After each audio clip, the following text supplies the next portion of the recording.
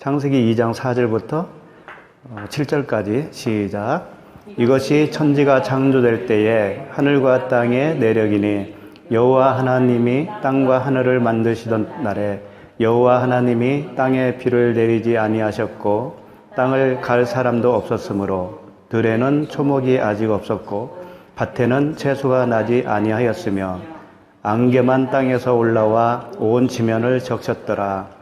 여호와 하나님이 땅의 흙으로 사람을 지으시고 생기를 그 코에 불어넣으시니 사람이 생명이 되니라.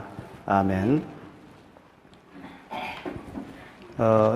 4절 다시 한번 보시면 천지가 창조될 때에 그랬잖아요. 천지가 창조될 때에 하면서 계속 무슨 말씀을 하시는 겁니다. 그러니까 앞에 1장에서 이미 천지 창조에 대한 7째 날을 다 설명하셨잖아요. 그 설명을 이제 반복해서 또 하시는 거예요. 반복을 하지만 좀 더 다르게 하는 거겠죠. 좀 더 구체적이고 더 상세하게 설명을 해나가는 거예요. 그래서 왜 이렇게 반복적으로 설명을 하실까? 그것은 왜 그럴까요? 우리가 알아듣지를 못하니까. 귀가 어둡고 그 알아듣는 그 영적 감각이 너무 무뎌져 있거든요, 우리가. 그래서 복음은 항상 반복적입니다. 해 아래에 새 것이 없다고 그랬잖아요. 그와 같이 이 성경이 새 것이 없어요. 성경 안에. 이렇게 두꺼운 성경인데도 불구하고 들어가 보면 똑같은 말씀을 반복적으로 하시는 거예요. 그 소재와 등장인물 또 그 스토리의 짧고 긴 그 길이만 다를 뿐이지 다 같은 말씀을 또 하시는 거예요. 못 알아들으니까. 계시록까지 계속적으로 말씀을 하시는데도 불구하고 계속 못 알아듣는 사람은 끝까지 못 알아듣는 거예요. 그래서 저번에도 말씀드렸지만 완악하다라고 했잖아요. 우리 마음이 완악하다. 그 완악한 것이 뭐 이렇게 성질이 못됐고 그런 얘기가 아니고 살쪘다라는 얘기잖아요. 살이 쪄서 들어갈 구멍이 없는 거예요. 말씀이 비집고 들어갈 구멍이 없어요. 그러니까 1장에서는 그 산을 이렇게 멀리서 바라봤을 때 큰 윤곽을 이렇게 보여주셨다면 지금은 이제 2장부터는 그 숲으로 들어가는 거예요. 들어가서 나무 한 그루 한 그루를 보시면서 이렇게 설명을 해 주시는 겁니다. 그러니까 같은 말씀이지만 좀 더 우리에게 그 가슴에 탁 와닿을 수가 있어요. 이제 1장에서는 조금 이렇게 광범위하고 이게 무슨 말일까 잘 알아듣기 참 힘든 그런 내용도 많았었는데 지금부터는 좀 더 디테일하게 이렇게 다가올 거예요. 이제 특색이 하나 있는데요. 2장 4절부터 보시면 하나님의 명칭이 바뀌는 걸 알 수 있어요. 여호와 하나님이 이렇게 돼 있죠. 1장에서는 그냥 하나님이 이렇게 돼 있어요. 그래서 엘로힘 1장에서는 엘로힘으로 나타내셨다면 2장에서는 여호와 엘로힘 이렇게 돼 있습니다. 엘로힘과 여호와 엘로힘의 차이가 뭘까? 그 엘로힘은 주로 창조주 하나님 또는 전능하신 하나님, 전지전능하신 하나님을 표현할 때 쓰시는 그 명칭이 엘로힘. 2장에서부터 이제 시작되는 여호와 엘로힘은 뭘까? 그건 구원의 하나님을 나타낼 때 쓰시는 용어라고 볼 수가 있어요. 그러니까 2장에서부터는 본격적으로 너희들을 내가 구원하는 것이 이런 거다라는 것을 보여주신다고 볼 수가 있죠. 출애굽기 우리 한번 찾아볼까요? 여기는 출애굽기 6장 6장 6절 말씀에 그러므로 이렇게 시작되죠? 네. 한번 6절 한번 읽어보시면, 그러므로 이스라엘 자손에게 말하기를 나는 여호와라. 내가 애굽 사람의 무거운 짐 밑에서 너희를 빼내며 그들의 노역에서 너희를 건지며 편팔과 여러 큰 심판으로써 너희를 속량하여. 여기서 나는 여호와라 하면서 하나님이 자신을 표현을 하죠. 그러면서 나오는 말씀이 애굽 사람의 무거운 짐 밑에서 너희를 빼내는 그 하나님이시다. 그게 뭐겠어요? 구원의 하나님이시죠. 7절에도 보면 너희를 내 백성으로 삼고 나는 너희의 하나님이 되리니 나는 애굽 사람의 무거운 짐 밑에서 너희를 빼낸 너희의 하나님 여호와인 줄 너희가 알리라. 8절에서도 내가 아브라함과 이삭과 야곱에게 주기로 맹세한 땅으로 너희를 인도하고 그 땅을 너희에게 주어 기업을 삼게 하리라. 나는 여호와라 하셨다 하라. 그러니까 여호와라는 그 이름을 사용하실 때는 공통점이 뭔가 하면 우리가 죄 가운데에 그 죄짐에 눌려서 신음하고 있는 우리를 그 밑에서 빼내는 구원하시는 하나님을 표현하고 있어요. 그러니까 신약에서 표현대로 보면 이렇게 되겠죠. 아들을 낳으리니 이름을 예수라 하라. 이는 그가 자기 백성을 그들의 죄에서 구원할 자이심이라 하니라. 그 말씀이죠. 그러니까 여호와 하면 사실상 예수 그리스도를 지칭한다고 봐야 되는 거죠. 우리를 구원하시는. 그죠? 그래서 2장부터 자세히 보시면 본격적으로 그 죄 가운데에서 우리를 구원하시는 그 하나님을 볼 수가 있습니다. 그러면 죄 가운데에서 우리를 구원하는데 죄가 뭘까요? 죄가 간단하게 죄가 뭐라고 하면 죄를 뭐라고 할까요? 정의를 내린다면 그것도 맞는 말이에요. 응? 믿지 않는 거. 그렇지. 예수 그리스도를 믿지 않는 거죠. 그게 올바른 죄의 정의예요. 예수님이 직접 말씀하셨잖아요.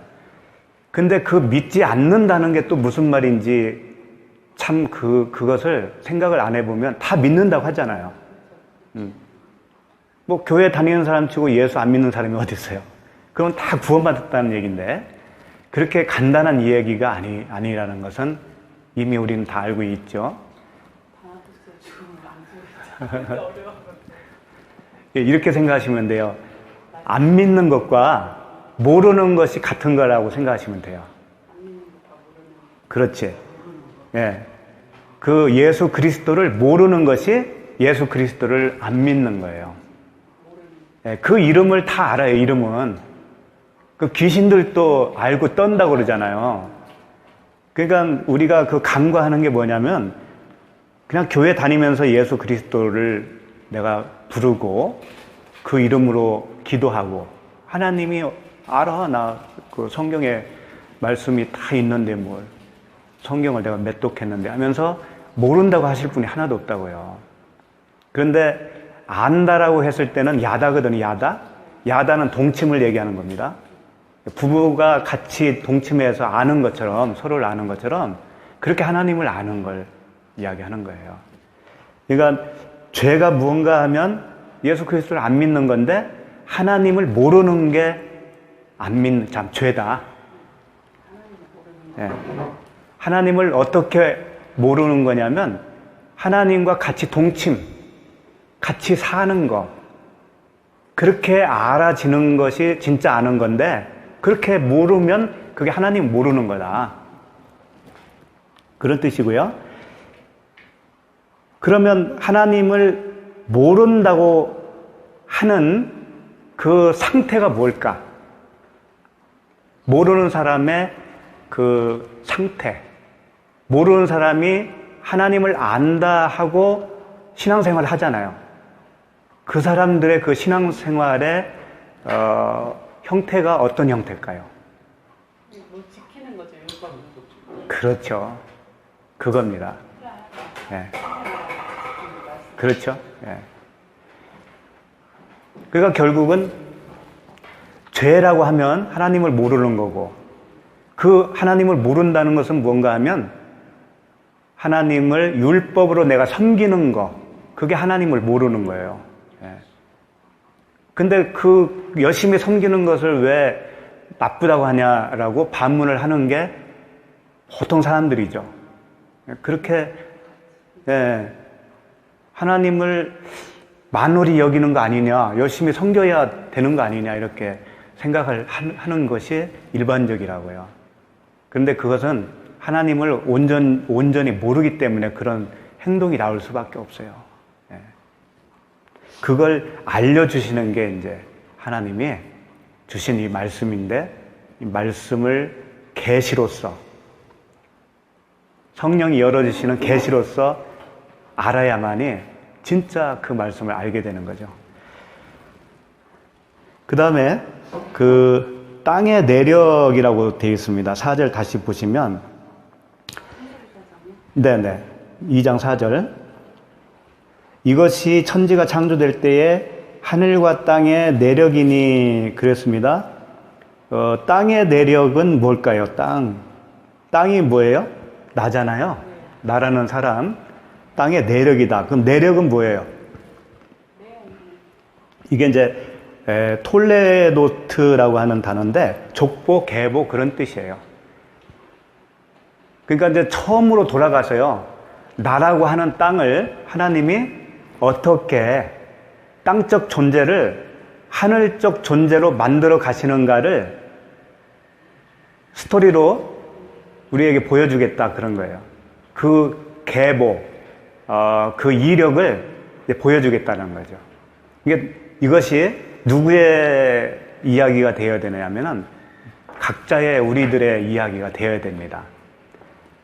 그러니까 이미 우리는 그 구원을 받은 자로서 이 말씀을 볼 때는 이 무슨 말씀인지 알았고 내가 그랬었어가 될 것입니다. 그렇죠? 과거가 되겠죠?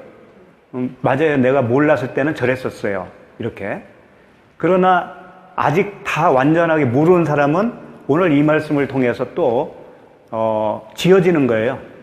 그 말씀으로 지어지는 겁니다. 땅에 내려했을 때는 나라는 사람이 출생에서부터 그 장년에 이르는 그 모든 그 과정을 이제 하나님이 설명하겠다, 이런 말씀이죠. 그래서 이제 뭐 누가 누구를 낳고 이런 계보가 나오잖아요. 그런 거예요. 나의 계보가 이제 시작이 되는 겁니다. 5절로 한번 넘어가도록 하죠. 5절 보시면, 여호와 하나님이 땅에 비를 내리지 아니하셨고, 땅에 비를 안 내렸다라는 겁니다. 하나님이 비를 안 내리니까 땅을 또 갈 사람도 없었으므로 들에는 초목이 아직 없었고 밭에는 채소가 나지 아니하였다. 비가 안 내리니까 땅에서 초목이 자랄 수가 없는 게 당연하겠죠. 그 다음에 땅을 갈 사람, 이 간다라는 말이 경작이거든요. 그 개역개정에는 뭐라고 써 있는지 경작으로 되어 있을지도 모르겠는데, 어쨌든 경작으로 나와 있죠. 예. 개역개정에는 간다라고 되어 있는데 같은 단어예요. 예. 근데 이제 이 간다라고 했을 때 갈 사람이 없다라는 거예요. 비도 안 내리고 갈 사람도 없고. 그러니까 초목이 자랄 수가 없는 건 당연하죠. 그럼 나라는 존재를 그렇게 처음부터 시작을 하는 거예요. 처음엔 그랬단 말이죠. 그러면 이게 비가 뭘까요? 비. 그렇지. 하나님이 뭔가 다 그 쓰는 표현으로 그 복음을 이제 우리에게 전해주는 건데, 비하면 그냥 하늘에서 내려오는 비라고 또 생각하면 그 복음을 우리가 올바르게 알 수가 없는 거예요. 표현은 이렇게 돼 있지만 그 비라고 했을 때는 다른 의도가 있단 말이죠. 그것을 알기 위해서는 다른 성경에는 어떻게 말씀하신가를 봐야 되거든요.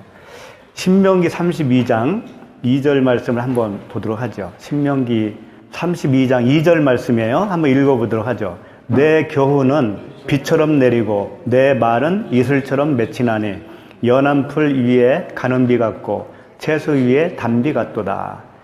이 교훈, 하나님의 교훈이죠. 교훈이 비라는 거예요. 또 내 말, 하나님의 그 말씀, 음성이 이슬이라는 거죠. 이 말씀, 음성이 내리면 채소 위에 단비와 같다. 풀을 자라게 하고 채소를 자라게 하는 말씀이다라는 거예요. 비가. 그러니까 신약에서는 예수님이 씨 뿌리는 비유를 말씀하시잖아요. 4가지 밭이 나오는데 그 밭이 우리의 마음이다라고 그랬거든요. 그러니까 땅은 우리의 마음을 얘기하는 거고 비는 이 마음이라고 하는 곳에 내려주시는 그 말씀, 씨, 그걸 말씀하시는 거예요. 그러면 이제 간다라고 했을 때 이 아바드라고 하는 단어인데 경작하다, 이게 사실은 경작을 한다라고 되어 있지만 섬기는 걸 얘기하는 거예요. 예배하는 걸 얘기하는 거예요. 그러니까 내 안에 그분 성령께서 오시지 않으면 내가 예배할 수 있어요, 없어요? 없는 거죠. 섬길 수가 없는 거예요. 그걸 갈 자가 없다 이렇게 표현한 겁니다. 경작을 할 수 없는 그런 상태. 이것은 다 우리가 거듭나기 전 이야기예요. 거듭나기 이전에 이런 상태였다라는 것을 설명하고 있어요. 근데 우리가 오해하지 말아야 될 게 하나 있어요. 그건 뭐냐면 예수 그리스도의 말씀, 교회 가서 말씀을 듣는데 난생 한 번도 하나님의 말씀을 못 들은 사람의 이야기라고 생각을 하면 안 된다는 거예요. 말씀은 계속 들은 거예요. 10년이든 20년이든 계속 들었는데 그 말씀 속에 있는 내용을 하나님이 그 말씀 안에 담고 있는 하나님의 마음이라는 게 있을 거 아니에요. 진짜 하고 싶은 이야기. 그 마음을 내가 읽어내지 못했을 때 그게 바로 비가 내리지 못하는 상태가 되는 거예요. 그러니까 이제 우리가 구원받았다, 거듭났다고 하는 것은 예수 내가 믿는다고 고백한다는 그 시점이 되는 게 아니고 그 온전한 하나님의 말씀, 아들의 음성을 듣고 깨닫게 됐을 때 그때가 비가 내린 때예요. 그때가. 그리고 6절로 가시면 안개만 땅에서 올라와 온 지면을 적셨더라 말씀하시죠. 이 안개는 특징이 뭐겠어요? 특징이 비와 반대 개념으로 지금 말씀하시는 거예요. 비와 반대 개념이에요. 안개는. 비는 내리면 초목을 자라게 할 수 있죠. 생명을 자라게 할 수 있는 게 비잖아요. 그러니까 말씀, 하나님의 말씀, 온전한 그 아들의 음성, 성령, 깨끗한 그 하기오스 푸뉴마, 그걸 말씀하신다면 안개는 뭔가? 안개는 자기 스스로 이렇게 내뿜는 걸 얘기하는 거죠. 하늘에서 내려온 게 아니고 자기가 뭔가 가지고 있는 것으로 이렇게 자랑하는 거. 그 특징이 땅에서 올라오는 거고요. 그 다음에 수분이 없어요. 수분이. 안개는. 그죠? 안개는 수분이 없어요. 이슬도 수분이 있지 않습니까? 이슬도. 비와 이슬은 하나님의 말씀을 표시하는 건데 이 안개는 수분이 없고 그 다음에 스스로 자랑하는 것이고 또 형태는 있는데 안개라고 하는 형태는 있는데 내용이 없어. 그 속에 내용이. 수분이 없으니까. 그래서 그 안개는 싹을 틔울 수 없는 존재, 죽음을 얘기하는 거예요. 그래서 너희들은 다 죽었다라고 하나님이 선포를 하셨잖아요. 허물과 죄로 죽었던 너희들. 그러니까 우리는 다 안개예요, 사실은. 안개였어요. 그러니까 6절까지는 우리가 하나님을 만나기 전, 이전의 상태를 설명하고 있는 거거든요. 하나님을 못 만났을 때 그냥 가만히 있기만 하면 좋겠는데 사람은 그렇지가 않는 거죠. 안개를 피울 수밖에 없는 거예요. 안개는 형태가 없는데, 형태는 있는데 내용이 없다고 그랬죠? 무엇겠어요, 그게? 아까도 말씀드렸지만, 다 나온 얘기지만, 율법적인 자기 행위예요. 율법적인 자기 행위로서 하나님을 기쁘시게 해드리겠다라고 생각하는 거. 그런 겁니다. 열심히 뭔가 해요. 그게 안개란 말이에요. 하나님이 볼 때는 너 그거 안개야. 아무것도 아닌 안개야. 그래서 야고보가 이런 말씀을 했잖아요. 내일 일을 너희가 알지 못하는도다. 너희 생명이 무엇이냐. 너희는 잠깐 보이다가 없어지는 안개니라. 이게 이제 인생이 허무하다 뭐 그런 의미만을 담고 있는 얘기는 아니에요. 그러니까 너희들이 지금 하는 모든 것들이 안개와 같다라는 거예요. 좀 속된 말로 지랄이라는 거예요, 지랄. 그 안개와 같은 지랄을 하지 마, 너희들. 그런 말을 담고 있는 그런 뜻을. 안개는 비를 흉내내는 겁니다, 비를. 이 진짜 생명을 흉내내는 가짜 생명이라고 보면 돼요. 그게 온 종교의 특징이에요. 기독교도 생명인 이 기독교조차도 종교로 바뀌어지면 그게 안개와 같은 존재란 말이에요. 하나님은 너희들이 이렇게 몸뚱아리로 열심히 움직여서 나를 기쁘게 해줄 걸로 너희들 그렇게 생각하고 있지 않나? 그것을 부인시키는 게 하나님입니다. 하나님의 은혜를 받았다고 하면, 정말 받았으면 그 부인을 당하는 거예요, 우리가. 내가 안개였구나. 깨닫게 되는 거죠. 그러니까 이 말씀이 정말 오해할 수밖에 없게 다 그렇게 쓰여졌잖아요. 보면 볼수록. 우리는 반대의 길로 가기가 참 쉽습니다. 진짜예요. 그래서 유집전에 아까 말씀을 계속 해주신 것도 그분들이 하루아침에 그 수십 년을 들었던 그 말씀, 그 굳어진 땅, 그 땅이 갈아지겠느냐 이거예요. 쉽게 갈아지지 않습니다, 그게. 그러니까 반복적으로 이 두꺼운 성경이 반복적으로 우리에게 복음을 전해주시는 거예요. 도끼로 이쪽을 찍고 내일은 저쪽을 찍고 사방에서 찍어서 언젠가 부러져서 내가 아무것도 아닌 것이구나까지 내려가기를 위해서 하나님이 그 작업을 하시는 거예요. 이제 7절로 가보시면 이제 6절까지는 우리가 생명이 없었을 때의 그 상태를 말씀하신 거잖아요. 6절까지는 안개와 같은 인생. 근데 이제 7절에서는 드디어 그 안개와 같은 인생을 이제 비가 내리는 인생, 드디어 그 땅에 비를 내리는 것을 이제 여기서 설명을 하고 있는 거예요.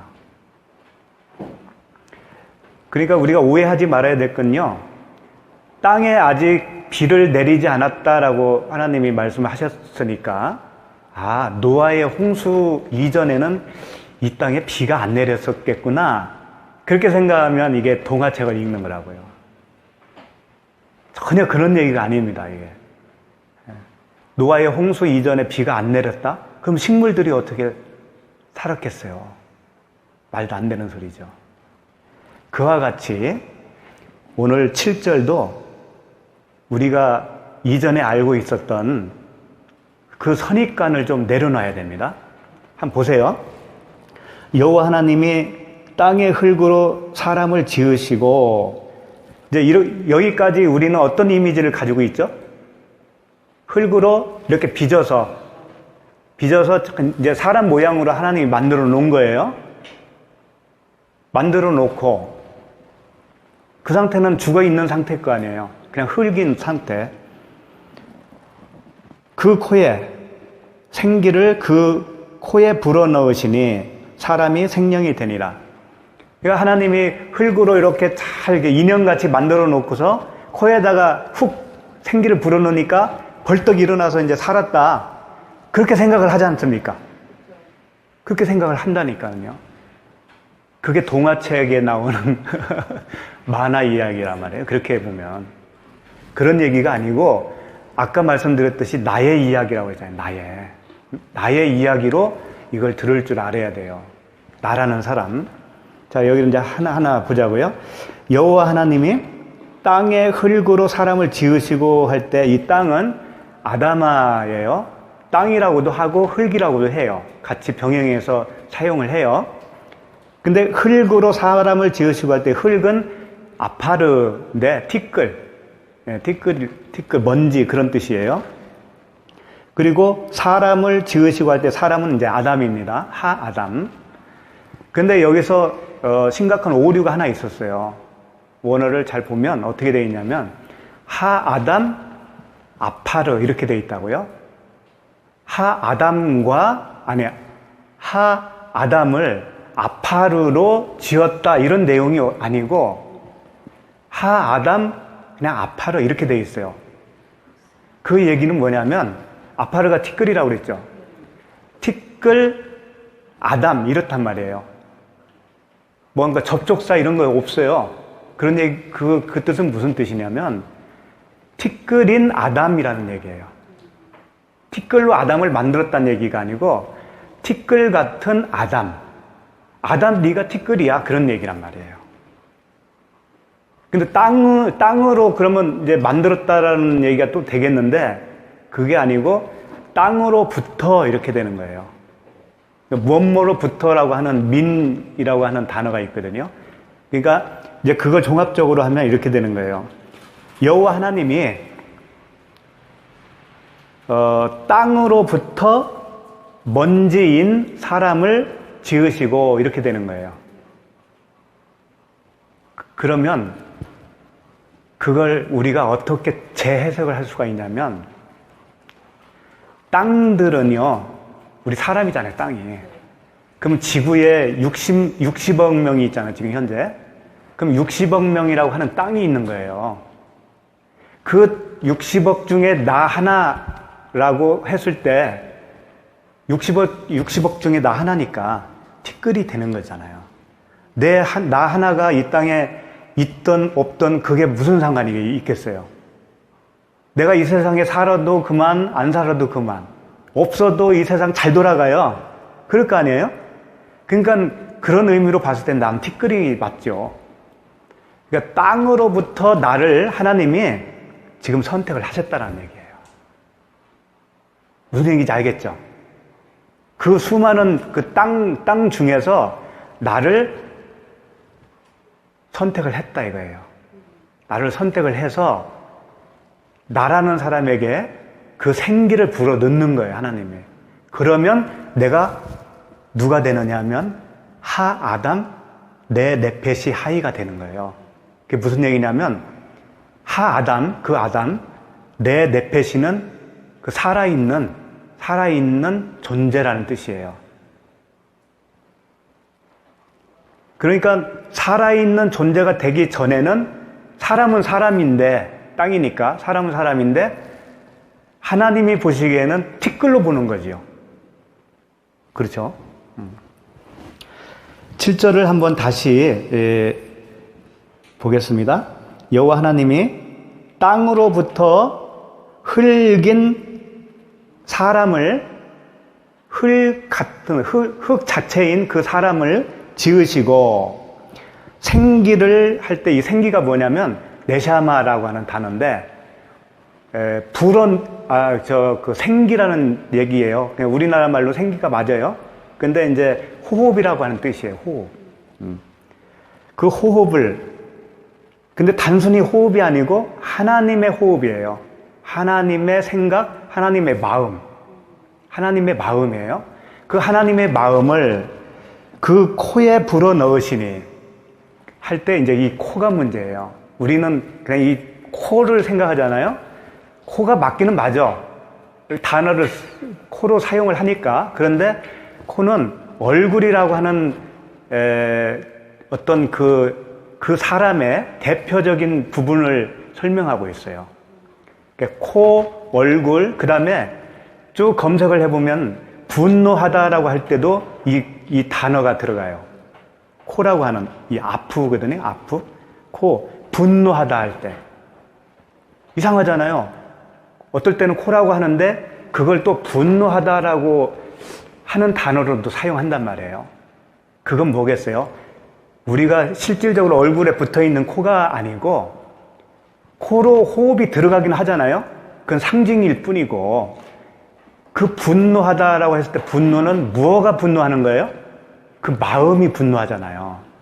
그러니까 하나님의 생기가 들어가는 그 통로는 실질적으로 이 코가 아니라 마음이라고 하는 통로로 들어간다는 얘기죠.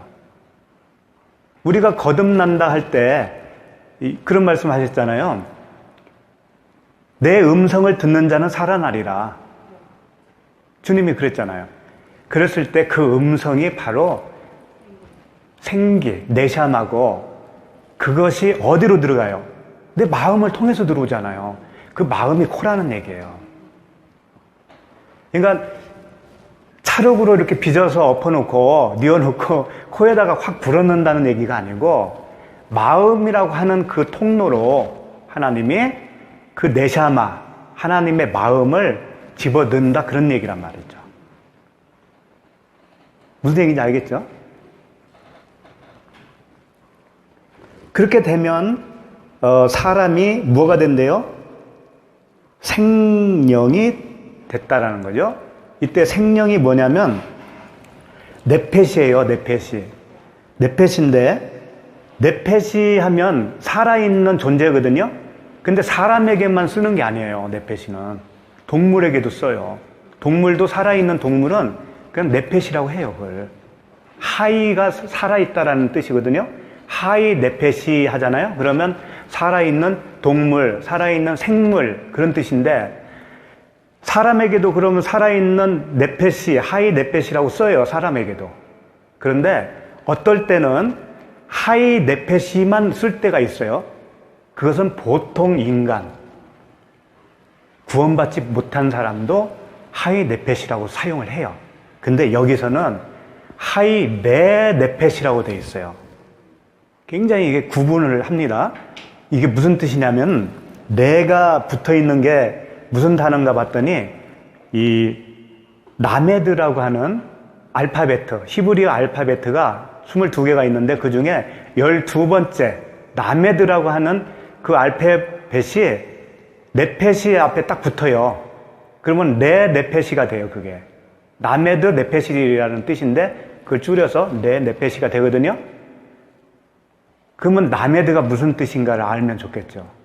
그 라메드가 가르치다, 교훈을 받다 그런 뜻이에요. 그러니까 네페시는 네페시예요. 살아있는 동물, 살아있는 사람이 맞기는 맞는데 가르침을 받은 네페시라는 얘기예요. 성령으로부터, 하나님으로부터 그 하나님의 마음을 이제 가르침을 받은 상태가 되었다라는 거예요.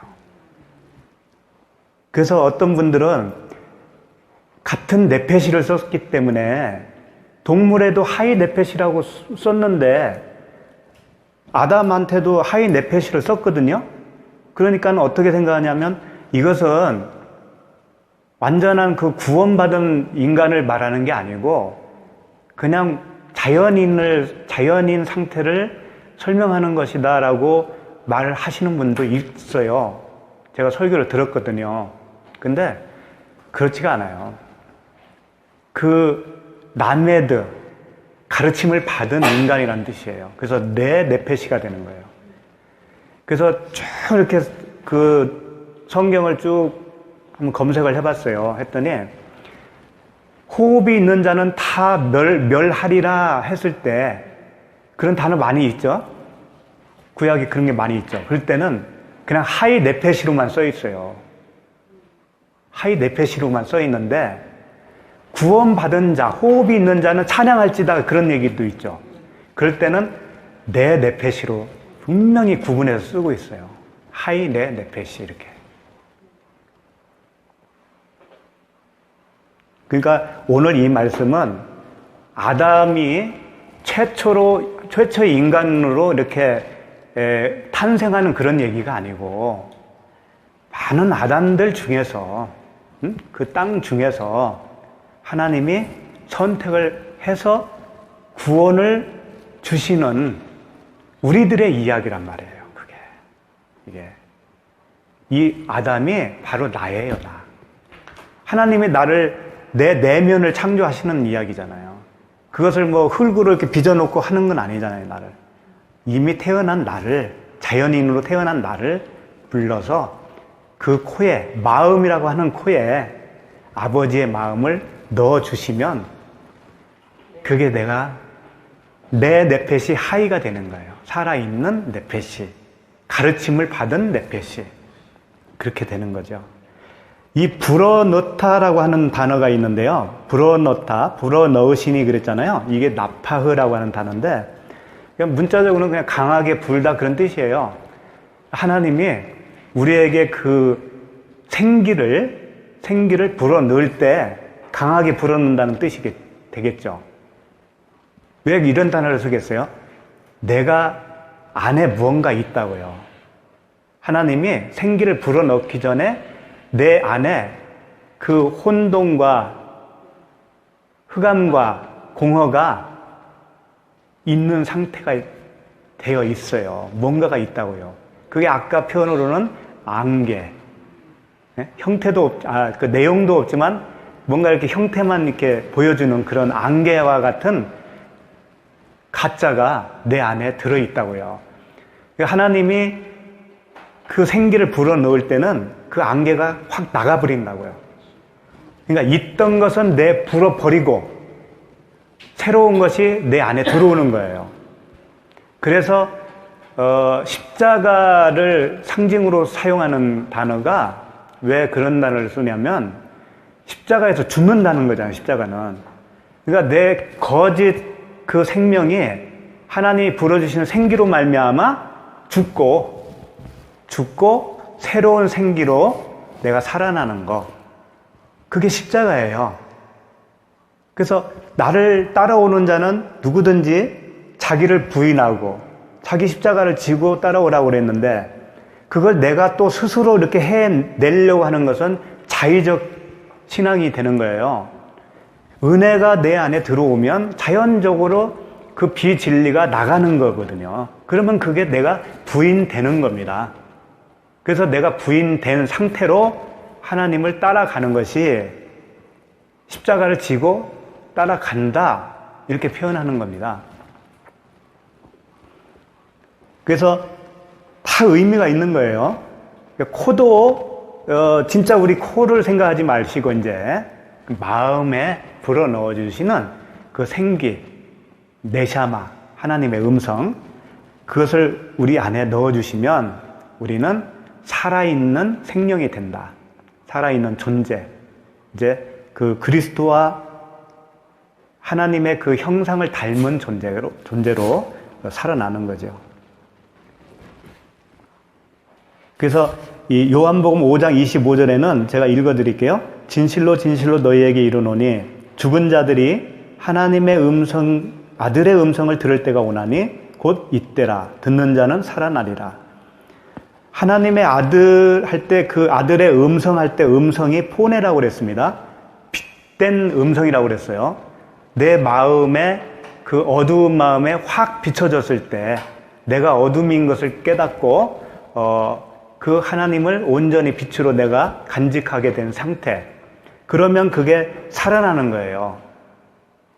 그 말씀과 오늘 이 아담을 지으시는 그 광경이 똑같이 일치되는 말이라고요. 우리가 죽은 자들이었어요. 죽은 자들이 하나님의 아들의 음성을 들을 때가 온다는 얘기예요.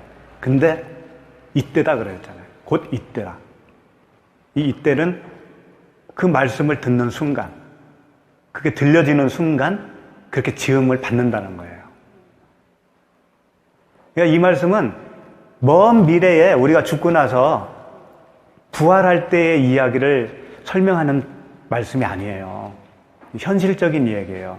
우리가 있을 때 그러니까 그걸 이해를 못하는 이유는 내가 지금 죽어있는 상태라는 것을 인정 못하기 때문에 그래요. 내가 죽어있으면 이 세상이 무덤이거든요. 내가 무덤 속에 있는 자잖아요. 그걸 이해를 못하니까 내가 어떻게 부활했어 이렇게 반문을 하겠죠. 부활이라는 개념을 또 이 육체가 썩었다가 다시 이렇게 새로운 어떤 형태로 변화돼서 살아나는 것을 부활로 또 생각하니까 이해를 못하는 거죠. 그러니까 육적인 이야기를 하면 잘 알아듣겠지만 영적인 이야기를 못 알아듣는 거예요. 그 죽은 것도 내 안에 있는 내 어떤 그 생명을 이야기하는 것이고, 살아나는 것도 내 안에 어떤 보이지 않는 그 생명이 살아나는 것을 설명하는 건데, 어떨 때는 보이는 생명으로 이렇게 생각을 하고, 전하는 사람도 그렇게 하고, 또 살아나는 것은 먼 미래에 또 어떤 그 부활체로 살아나는 걸로 또 설명을 하다 보니까 서로에게 오해가 생기는 거예요. 고린도전서 3장 16절에 보면 잘 아시는 말씀인데 여기 한번 찾아보고 오늘 말씀 마치도록 하겠습니다. 고린도전서 3장 16절. 너희는 너희가 하나님의 성전인 것과 하나님의 성령이 너희 안에 계시는 것을 알지 못하느냐. 자, 그러면 오늘 창세기 말씀으로 표현대로 하면 그 죽어있는 아담에게 네샤마, 하나님의 생기를 불어넣어 주시면 이제 하나님의 그 생기가 그 안에 들어가 있잖아요. 그러면 그 아담이 뭐가 되겠어요? 성전이 되는 거예요. 성전. 그래서 오늘 말씀 고린도전서 3장 16절 말씀대로 너희는 너희가 하나님의 성전인 것과 하나님의 성령이 너희 안에 계시는 것을 알지 못하느냐 할 때 성전이란 말이에요. 그런데 이제 문제는 17절 말씀이에요. 고린도전서 3장 17절 보시면 누구든지 하나님의 성전을 더럽히면 하나님이 그 사람을 멸하시리라. 하나님의 성전은 거룩하니 너희도 그러하니라. 이 말씀에서 누구든지 하나님의 성전을 더럽히면 멸하신다는 말씀이잖아요. 그럼 우리가 성전이 됐는데 더럽힌다는 건 뭘까요? 그럼 더럽힐 수도 있다라는 얘기가 되잖아요. 이 말씀대로라면. 더럽히는 게 뭘까요? 술, 담배 하는 걸까요? 옛날에 그렇게 생각했어요. 이 성전에다가 어떻게 불결한 것들을 이렇게 집어들 수가 있냐. 하나님이 재채기 할 텐데. 그러면서 담배 끊어야 된다고 그랬잖아요. 담배 끊고 술 끊고 하는 것은 그것은 성전을 더럽히는 건 아닙니다. 그러나 건강에는 해롭겠죠. 또 제정신이 또 안 들 수도 있죠. 많이 먹으면. 그래서 그건 안 하는 게 좋은 거고 그런 의미는 아니란 말이에요. 이 더럽힌다라는 단어가 푸데이로라는 단어를 썼는데 멸하시리라도 똑같은 푸데이로예요.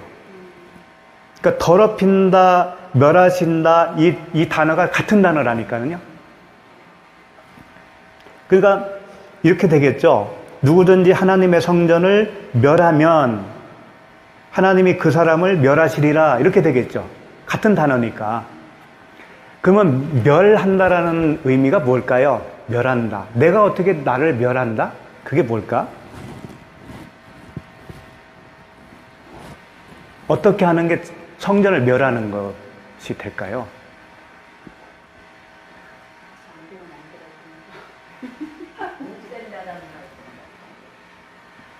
그게 아니고 모든 사람은 사실은 성전이에요.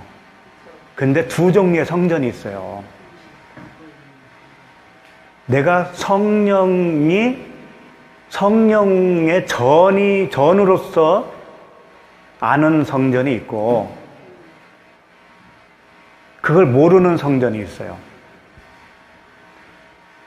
그러니까 내가 성전인 것을 모르면 그게 그 성전을 멸하는 자가 되는 거예요. 가장 쉽게 설명하면. 내가 성전인 것을 모르면. 근데 애석하게도 다 성전인 것으로 알잖아요, 또. 그게 문제인데, 이 기준은 자기가 하는 게 아니라는 거예요. 그렇죠? 내 스스로 그걸 판단하고 내 스스로 결정을 할 수 있는 문제가 아니라는 얘기예요. 성전이 되고 안 되고는. 다들 자기가 성전이라고 하면서 하잖아요. 열심히 하잖아요. 하면서 주인 노릇은 자기가 다 했고. 그렇죠. 내가 성전이면 분명히 주인이 내가 아닌데. 네. 그러니까 성전, 이 말씀 끝에 보면 하나님의 성전은 거룩하니 너희도 그러하니라 그랬잖아요. 거룩하지 못한 것이 멸하는 거예요.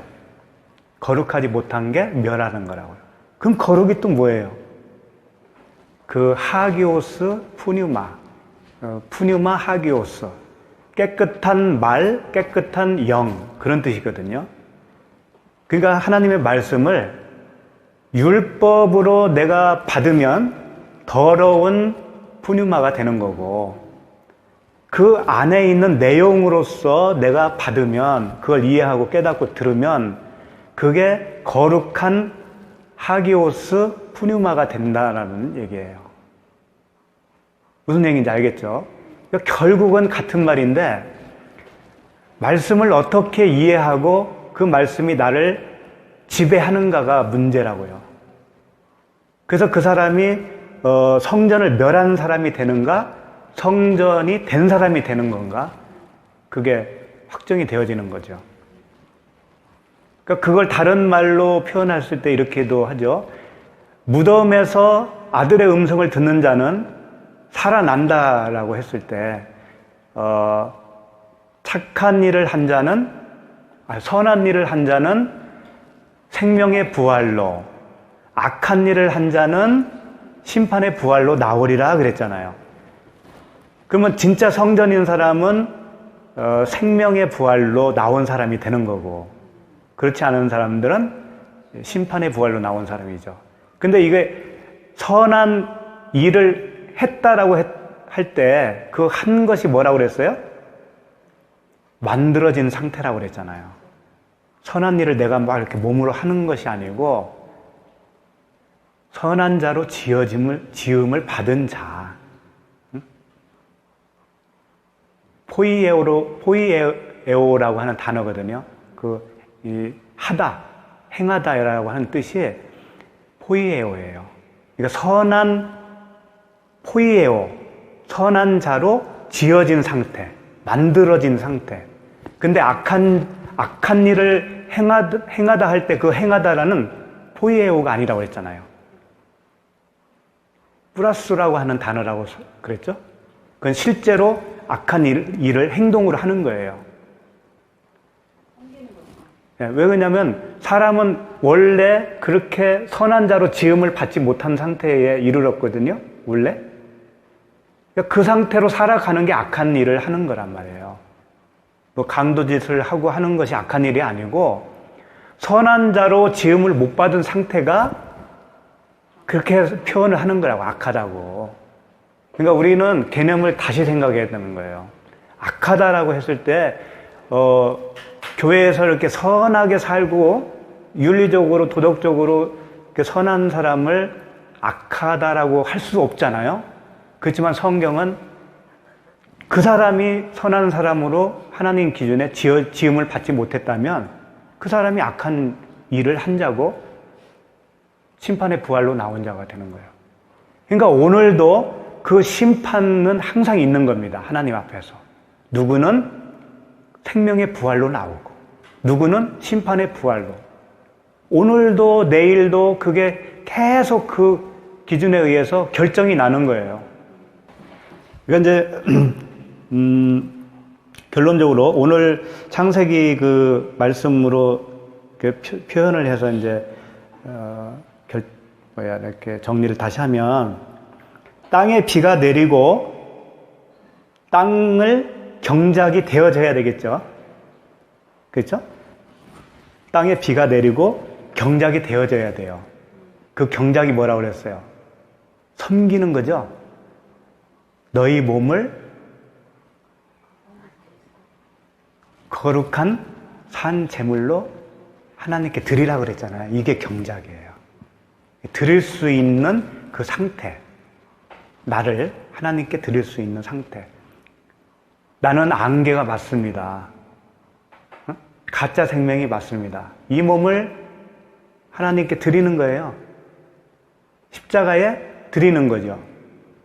십자가에 우리 몸을 처리하는 거예요. 그래서 새 몸을 입는 거죠. 그리스도의 옷을 입는 거죠. 그렇게 경작되어져야 됩니다. 경작되어지고. 그렇게 되면 안개는 이제 쫓겨나겠죠. 내가 부인되어지고. 안개가 쫓겨나는 거. 안개가 거치는 거죠. 그렇게 되면 들의 씨가 씨 맺는 그 초목이 자라겠죠. 나라고 하는 땅에 그 초목. 그건 뭐예요 또? 그 생명으로 인해서 자라나는 그 생명을 얘기하는 거예요. 들어온 생명으로 인해서 또 자라난 내 생명. 같은 거예요. 그게 또 초목이 자라겠죠?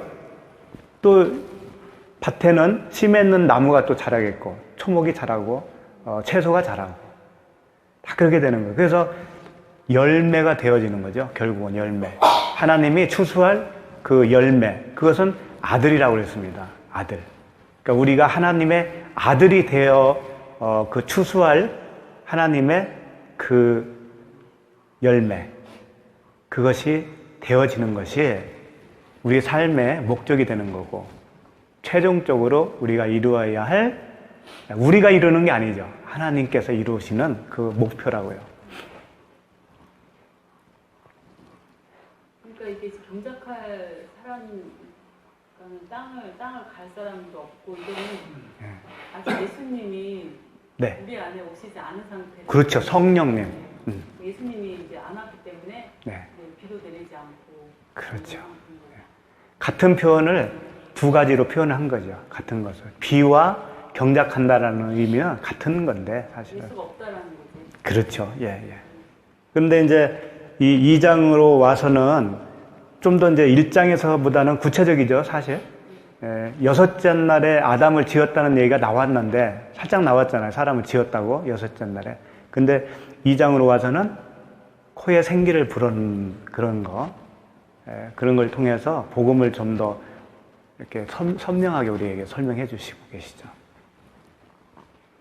그럼 이제 다음부터는 계속 이어지는 스토리로 그 아담이 이제 주인공이 되어서 뭔가 이제 활약을 합니다. 그래서 이제 에덴 동산이 여기서 이제 등장을 하게 되고, 그 에덴 동산에서 아담이 뭔가를 하고, 그래요. 미리 조금만 말씀드리면, 생명나무와 선악나무가 같다라고 참 보기가 힘들어요. 힘들죠. 힘들어요. 저 같아도 말도 안 됐다고 했을 것 같아요. 예. 그런데 그런 부분을 좀 다루게 될 것 같고, 다루게 되고, 그리고 이제 그 선악과를 따먹은 사람이 아담이라고 계속 우리는 그걸 먼저 생각을 해요. 아담이라고. 근데 실제로 누가 따먹었어요? 따먹은 사람. 내가 따먹은 거. 그 여자가 먹었잖아요, 여자. 아담은 여자가 건네준 거 먹은 겁니다. 그런 부분. 그러니까 아담은 항상요, 우리가 염두에 둘 것이 뭔가 하면 그리스도의 모형이라는 거예요. 그걸 놓치면 이해를 못 해. 그러니까 아담이 그리스도의 모형이니까 아담이 죄를 졌다라고 할 수도 있고 안 할 수도 있어요. 먼저 지은 죄를 먼저 지은 사람은 여자예요. 우리예요, 우리. 그런데 그걸 따먹은 것 자체가 또 죄라고 하면은 안 풀리는 거라고요, 그게. 그러니까 용어가 우리는 그냥 아무 생각 없이 써요. 타락했다라고 그러죠. 타락은 뭔가 하면은 새로 지음 받았는데 짓기 이전으로 돌아간 것을 타락이라고 합니다. 그렇잖아요. 타락은. 예를 들어서 내가 하나님의 아들이 되었는데 아들 이전으로 돌아가면 그게 타락이잖아요. 근데 선악과 따먹은 그 사건은 아직 지음 받지 못한 사람이 그걸 먹어서 어떤 결과가 났을 때 그 타락이라고 하면 맞지가 않죠. 그렇죠? 지음을 받았는데 그걸 먹고 뒤로 물러났다면 그게 타락이 있잖아요. 그렇죠? 그러니까 성경에서는 그걸 타락이라고 안 합니다. 절대. 아담이 뭐 타락했다, 하와가 타락했다 이런 얘기 한 번도 안 나와요. 그래서 이제 그런 그 나를 내려놔야 돼요.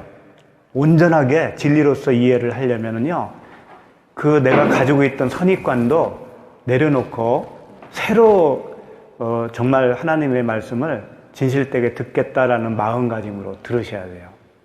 그래야 정말 진리로서 내가 확고하게 쓸 수가 있어요.